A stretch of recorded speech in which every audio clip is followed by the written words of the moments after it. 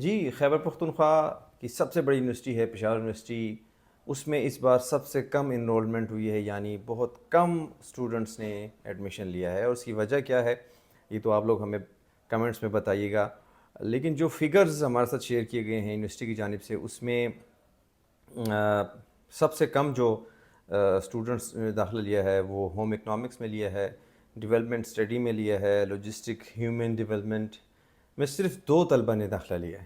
Look at this, مطلب یہ department جہاں پر اسٹاف بھی ہے، ان کی فیسیں ہیں، یعنی ان کی سیلری ہیں، اخراجات ہیں، لیکن اسٹوڈنٹ صرف 2 ایڈمیشن لیا ہے۔ اسی طرح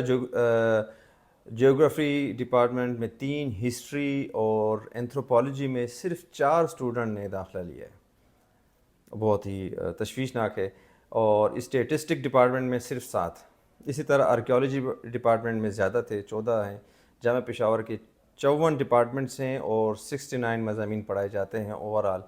اور قانون کے مطابق کم سے کم 15 ایڈمیشن ہونے چاہیے فی ڈپارٹمنٹ میں، فی سبجیکٹ میں، لیکن ہم نے آپ کو بتایا ہے کہ صرف 2، 4، 6 اس طرح کے ایڈمیشن لیے ہیں اسٹوڈنٹس نے۔ اور اس پر یونیورسٹی انتظامیہ نے یہ موقف اپنایا ہے کہ جو ہے وہ کچھ کرائٹیریا اس طرح تھا کہ اسٹوڈنٹس کو سمجھ نہیں آیا، یا اسٹوڈنٹس نے انتظامیہ کی یہ بھی دوسرا موقف یہ ہے کہ کالجز جو تھے بی ایس انہوں نے انٹروڈیوس کیا، وہاں پہ فیسیں کم ہیں، پشاور یونیورسٹی میں فیسیں زیادہ ہیں، اس وجہ سے اسٹوڈنٹس جو ہے وہ انٹرسٹ نہیں لے رہے۔ لیکن سب سے بڑی وجہ جو میرے اس میں ہے، سمجھ میں ہے، وہ یہ ہے کہ وہ مضامین جو پہلے سے پڑھائے جا رہے ہیں، جیسے کہ میں نے آپ کو بتایا ہوم اکنامکس ہو گیا یا دیگر اسٹڈیز ہیں، وہ وقت کے ساتھ ساتھ ان کی اہمیت کم ہو رہی ہے، یعنی ڈگریاں لے رہے ہیں اور فیلڈ میں کوئی پروفیشنل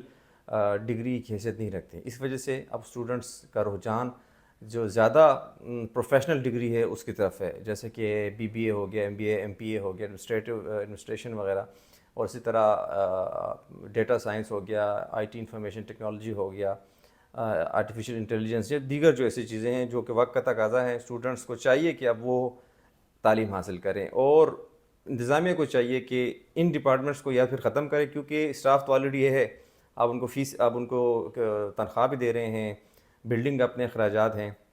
ان کو کسی اور جگہ ایڈجسٹ کریں، تو یہ ایک حل ہے۔ ادروائز اسی طرح اگر 2 اسٹوڈنٹس نے ان پرانے مضامین میں داخلہ لیا تو پھر یونیورسٹی خالی ہو جائے گی۔ اور دوسری بات بھی اہم ہے، پشاور یونیورسٹی میں اب فیس جو ہے وہ بہت زیادہ ہے، بھاری فیس ہے، یعنی ایک پرائیویٹ انسٹیٹیوٹ جو ہے جتنی فیس ہے، اسی طرح کالجز میں بی ایس پڑھایا جاتا ہے، فیسیں کم ہیں، اس وجہ سے لوگ پریفر کر رہے ہیں